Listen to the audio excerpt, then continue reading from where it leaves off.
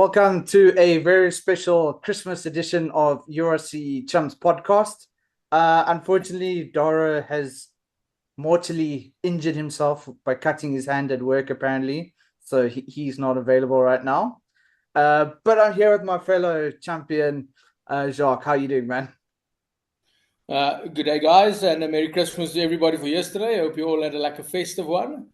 Um, as always, the Sharks won. I'm happy, even though there's a lot of talks about what went on there. I'm busy visiting the parents here in the Northern Cape a bit, so I've got no fresh issues this week. Jet How about you? setter. How are you doing? It's a bit of a scorcher here in Cape Town at the moment, which is actually kind of a change of pace from what we've been having. One's not too hectic. But yes, Merry Christmas to everybody if you celebrated Hanukkah, if you are on the Jewish side, and whatever else your family goes, considering the diversity of the world these days.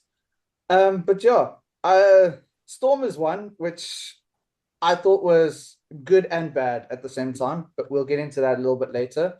Sharks, bit controversial in some regards. However, after looking at the stuff and actually listening to Festa's breakdown of everything, it actually makes sense why that try was given with the yellow card. Um, how's your girlfriend doing? Sad. Is she talking to you at least? Not rugby wise, but she still loves me. Obviously, look at this. Who can't love this? So, yeah. Yeah. So I mean, uh, but I mean, it was a great weekend of derbies the whole weekend. Matt Hansen, his outburst. Okay, let's not really call it an outburst, but he's asking for clarity was quite ballsy, and I have to be honest. I've been expecting it to come with a couple of teams lately. I don't know what you think about that. I think with all the law changes and everything that's happening these days, I don't think everything gets through to the players correctly or on time. So that means that not all the players understand all the decisions that's being made on the field. If we take the Sharks incident as a good example, you see Willie Leroux screaming at Mornay about the knock on that happened all the way back on the But he kicked it. yes. 100%. That's exactly what I'm saying. And if you look at that, the breakdown that Fester said as well, it's one ruck and he kicked it.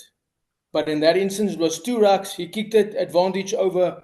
The play went all the way back, and then Valeri Leroux started screaming at him, saying that he doesn't understand. It's my opinion. That's what I think. All right, now I'm looking at it for more of a how can I say neutral point of view with that thing. Was that not Villy trying to pull the wool over the referee's eyes to divert that incident that caused the penalty try in the Sharks game and try to push it back? Was that not maybe experience and stuff? I know everybody will be like blasting Villy for this, but was that not a ploy to divert what had happened and move back to that? It is a possibility, but then you take discipline and respect into consideration. The way he was screaming at him, trying to overrule him, while Mornay said to him, "Listen, you just calm down." Keeps on screaming, and that's where his professionalism actually had to kick in to listen. All right, you're the ref. I'm sorry. Let them make the decision. Yeah. So, in essence, that is poor discipline. I mean, Villy, you have to give it to him. He does get a bit over passionate, and it does come across and stuff like this. He But I does. mean, Yeah, he the, does. the the Hansen incident, I mean, he did bring up a few good points, and everything like that. Again, Fester, did break down how he determined that what was given was the right call. But as he said, he does understand. I've now read that apparently Hansen is going to be approached by the URC now. What sanctions are given is going to be another story, because it wasn't an outright attack to an individual ref. It was an outright uh, to everybody. to everybody. The fact that Yeah. they seem to be getting the short end of 50-50 calls, which, I mean, it comes to a point that if you losing 50-50 calls all the time, you are going to start getting frustrated. Oh yeah, Uh, definitely. but I mean, What was that? What was that final score? 17-10, right? something along those lines as well. Yeah. So I mean, you have to give it to them. No, 2012. Almost the same. Yeah, but I mean, let's get into the games. I'll actually ask Dara to do another voice notes with a picture of himself for the Ulster Munster game. That was pretty close at 1912. Yeah. Oh, sorry. That's probably the one that I was thinking about. The 12. Yeah, That was close. sorry, 1922. I lie. Then we had Benetton versus Zebra 11-10.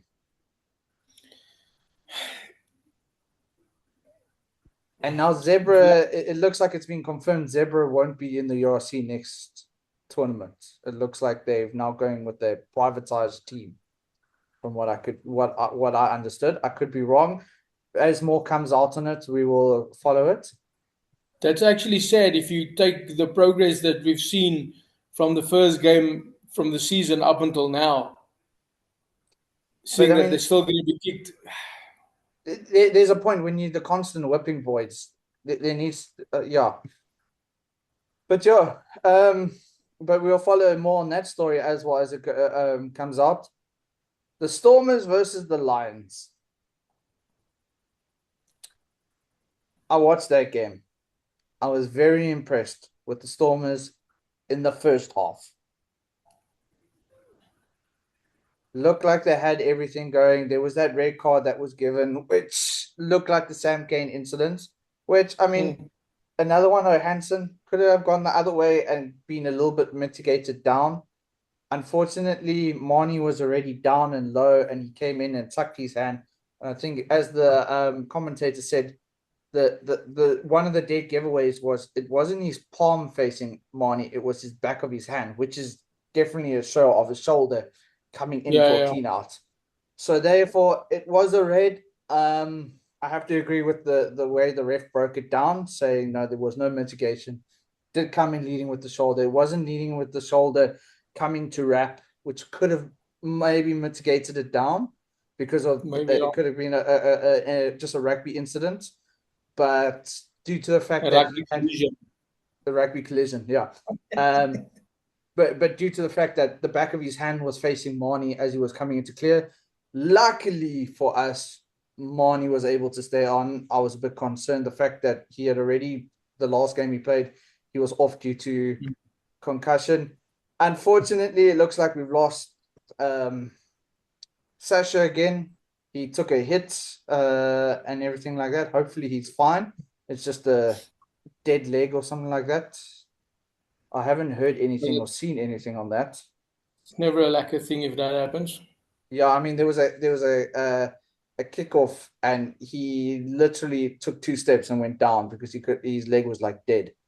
And you can see he Mm. didn't want to come off, and you can see at the same time um he was gutted. I mean, the fact he's just come back from a HIA and now all of a sudden he's off again.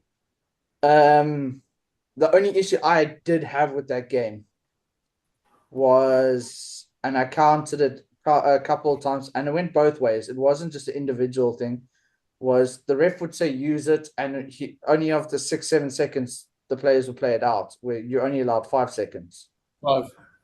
Yeah, I do think I can't remember who the ref was. Does need to work on that. If he calls use it, the fact that use it is 5 seconds. But Yeah. because it went both ways, I think it's kind of okay. But yeah, Still not right. Still not right, but I mean, the Lions had a bit of a comeback in the second half, which was a little bit frustrating for me. The fact that we had this like dominant first half, second half, yeah. But then moving on to the controversial game. Sorry, I hate you, love. uh, um, yeah. The second game being the Sharks versus the Bulls, which was actually I actually kind of enjoyed it with the fact that it was literally 1-for-1 the whole way through the game. Yeah. Unfortunately, there was that one penalty that Hendricks has slotted. Now he looks like a freaking hero. But yeah, and also just going back on the Stormers game before anybody says anything, both teams were missing kicks, so it wasn't just Marnie.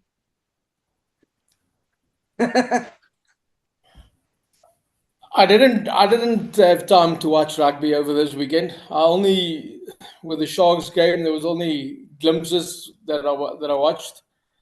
But after the final score, I saw that I got all the phone calls regarding the penalty try. How's it possible? How this? How this? And after I actually studied the video, and when I was finished, I went on to TikTok to see if Festival already did his thing. And I'm glad to say that I do agree with all his decisions. And he did another video breaking it down to for everybody. Yes.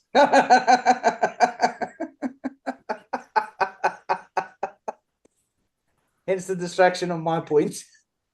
Apologies, sorry for the laughter, but it's all right. And I see all the comments everywhere on all the social medias about how can it be a penalty try and all of that, which is actually sad to see how little the people actually know the laws. And it is actually scary with all the comments that they make, and this can't be right, and attacking the referees and all with making their decisions. But seeing this again just shows you how little the spectators know about the I think laws. I think it comes down to a point that which side are you supporting? Because you're going to see it either way. I first thought, okay, cool. When I saw the initial live, I'm like, oh, that's going to be trouble.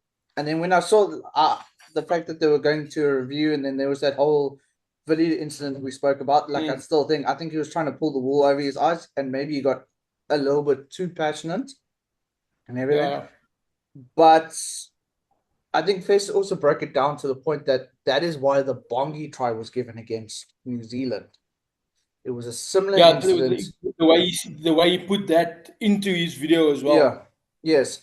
The why that Bongi try was given against New Zealand that everybody was so upset about with our favorite ref Andrew Brace, and into that thing. And I mean, like I actually saw, I was like, okay, cool. So that wasn't a knock on. That's considered a rip now, which fair enough. Okay, cool. And I mean, I can't remember who it was. All he had to do was just literally put his hand on the ball and put it down. That's it, not hit it out. And I think that's just a sign of inexperience because he's still a young player. Yeah. He saw him becoming, was just like, have to, I don't know if he tried to hit it out onto the side, but that's still the same thing, no matter where he hits it. Dead ball all there because you're in the try area. The fact that he just touched it, he should have just touched it, and because he was out, it should have been considered dead. But due to the fact that he still went for the hits, that's probably where it died down. I think that's also where people get what you call it, the fact that he was out of play and touched the ball. Yeah.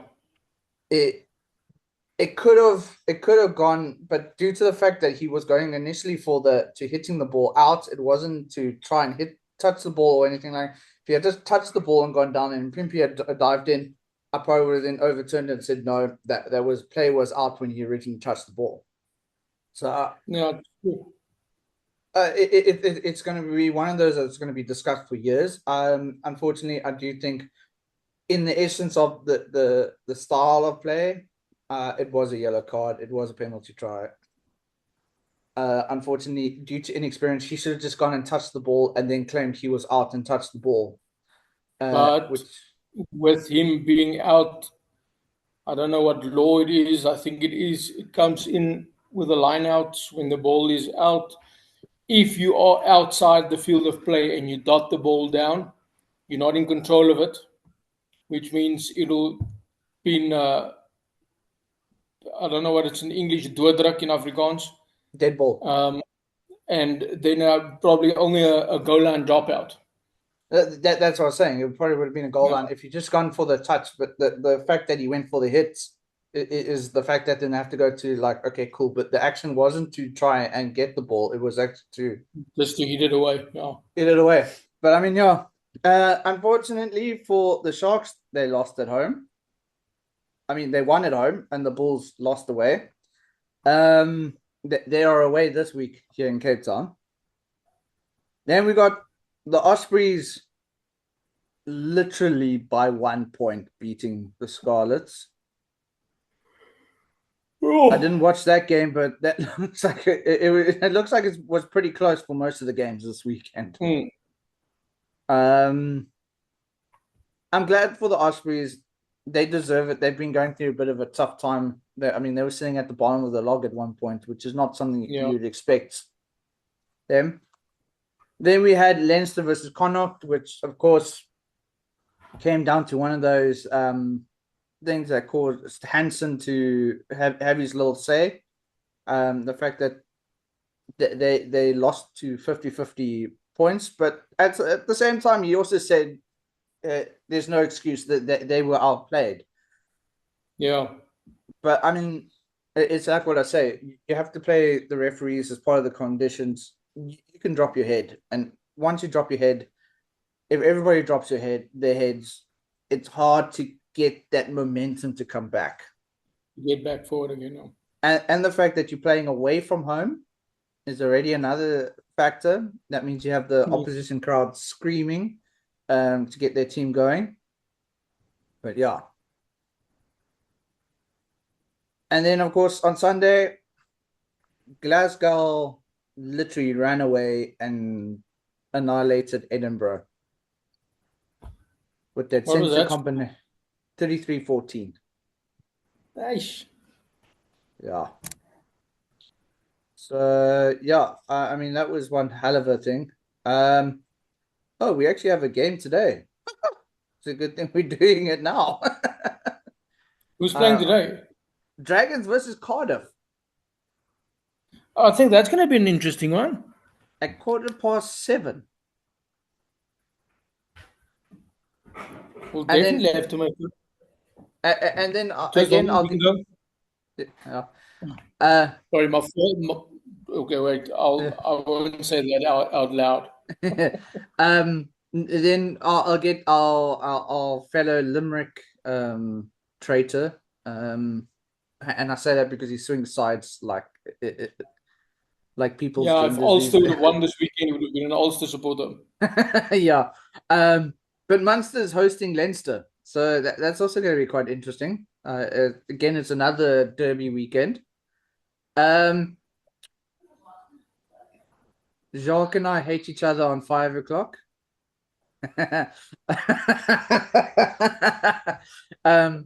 Shame. Jacque and I hate each other at 5 o'clock on Saturday. Stormers are hosting the Sharks. Are you going? No.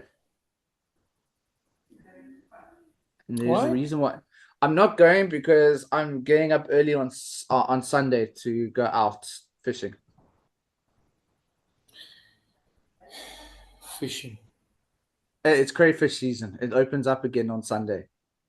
Okay. You're going to email me some? Yeah, I'll email you some pictures.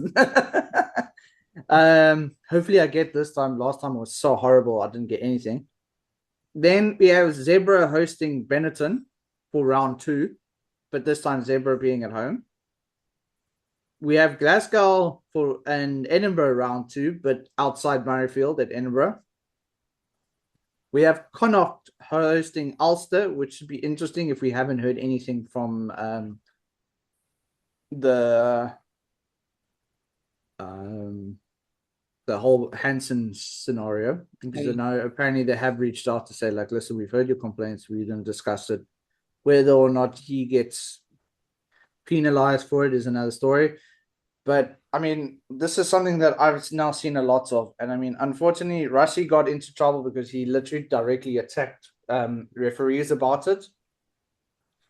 But there's a lot more now people asking for clarifications on calls, on things that actually holding referees accountable for their decisions, which I think in today's day and age does help because it also helps you in the next time you play and you have that ref.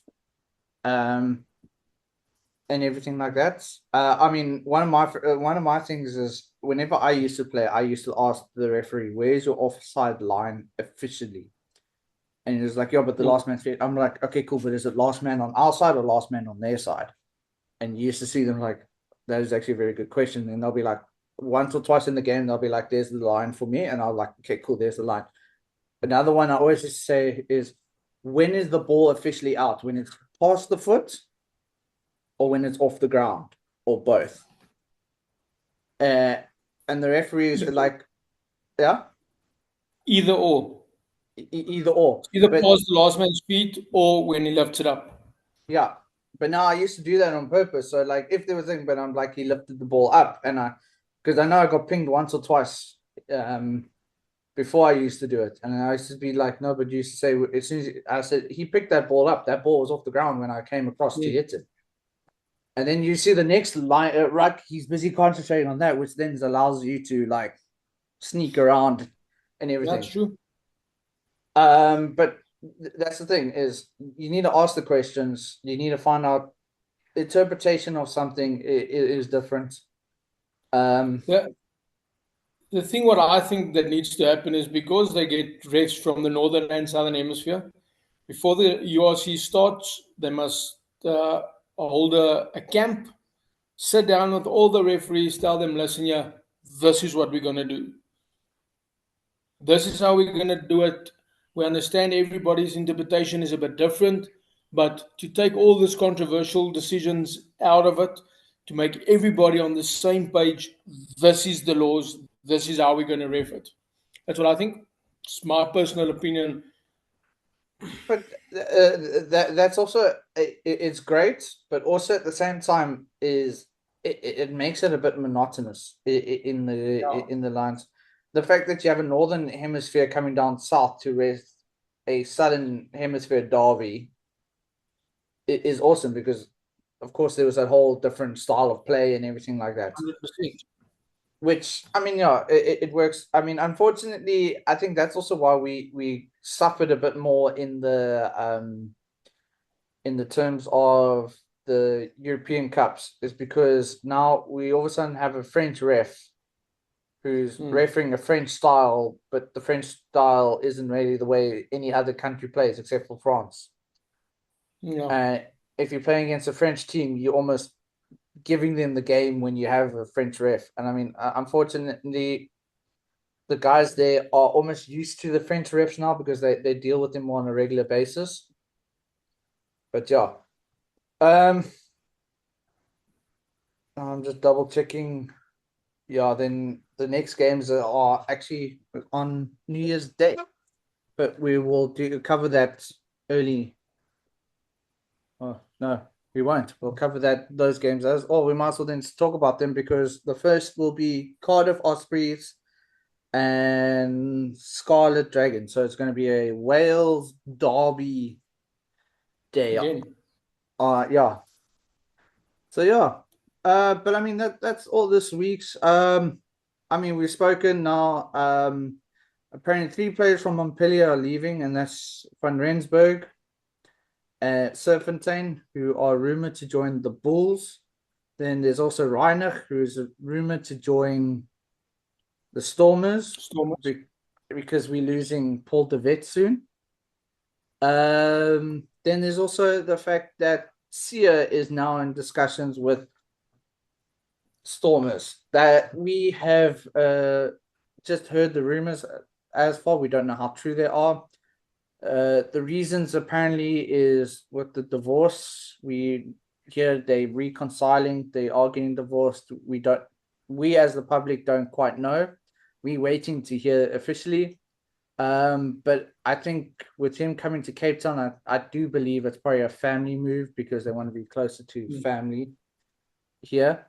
Um, so yeah, all the best to Sia. Whatever decision he makes, we wish him the best. But for the store, as a Stormer supporter, we'll be glad to see you see you back home. As a Shark supporter, I think you're a bit disappointed that he'll be leaving.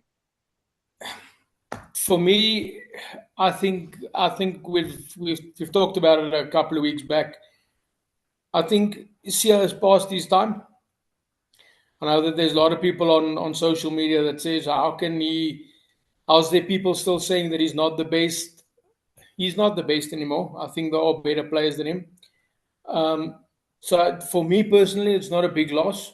Congratulations to the Stormers if they do get him. He's a great player. But now I also said that I think it is time for the guys to give the younger guys the opportunity to build the experience and put their game time, to give them a bit more game time so that they can get the experience and prove what they've got. I mean, I think that's what what's his name Faria said. He's also there to pass on Yeah. his stuff onto the talk. Sorry, before I forget, I know you didn't watch Paul de Villiers. My word, you need to watch that youngster. If you against the Stormers, hopefully he plays. Watch him. He is a player of the future for South Africa. I was very impressed with him on his debut against the Lions. Ex SA under 20 player and everything like that. Awesome Position. at the breakdown. Uh, awesome carrier and everything like that. Youngster and everything. Just keep an eye on him. Um, when you see him play, don't worry the fact that he's wearing blue. Just think of him wearing green and gold. What position is he playing? Flanker. Okay. Yeah, no, Six. but six. But I think he can carry. He can cover all loose positions. He's almost like Dwayne Vermeulen in his Mm. younger days. Um, awesome player. Keep an eye on him. I watched him. I was like, oh gosh, here we go with a youngster who's filling in injury positions. But wow, I was blown away again the way he was playing against the Lions. All right, I'll see if I can get the highlights. Yeah. I'll have a look. Awesome player. I think he's definitely a player to pull on the green and gold soon. Hopefully sooner than later. But yeah. Uh, but I know that's what Dion's wanting to do right now. His whole goal is to, pass on what Mm. he has done and experience it and pass it on to the next generation to go like, here, I played the Springboks, I've won a World Cup. All right, it wasn't my had to do kind of thing, but it ended up when I came back. But this is what I know. This is what you need to look for. This is what you need break it down for them. Um, but yeah, Sia, I think the way that he's playing right now, it looks like he's got a rejuvenated step in his thing. So yes, he might be past his prime, but it looks like he's opening up a new version of himself, which we'll have to see how long it lasts. And No, definitely. I'm not saying that anything against him. It's just the guy's 33. He's no spring Mm. chicken. Um, and everything like that. The irony that I did find so funny when he moved to the Sharks was Noche moved to the Sharks to get away from Sia because Sia was taking away his game time. And now the same thing happened. He followed there. And then when he left, I was like, oh, okay, that's good for Noche. Now that he's back, I'm like, oh, she's Noche. And I mean, Noche was also a player on my radar for Springboks. He was Mm. also quite the thing is, I don't know why he hasn't been given more of a nod. as well. I do think he is a great player, and I mean he hasn't been that injured that often as well. So yeah, but yeah. Anyway, guys, we will try and do another recording before New Year's so we can cover the games that have passed. Otherwise, if we don't see you guys again, Happy New Year. Hope you and your family have a blessed year. If I don't see you, happy birthday, happy Valentine's Day, happy Easter, all that. But yeah, I'm just doing it all. Happy New Year to all. If you're on the road, travel safely. Yes, definitely. All right, guys, my fellow champions, be safe. See you in the new year.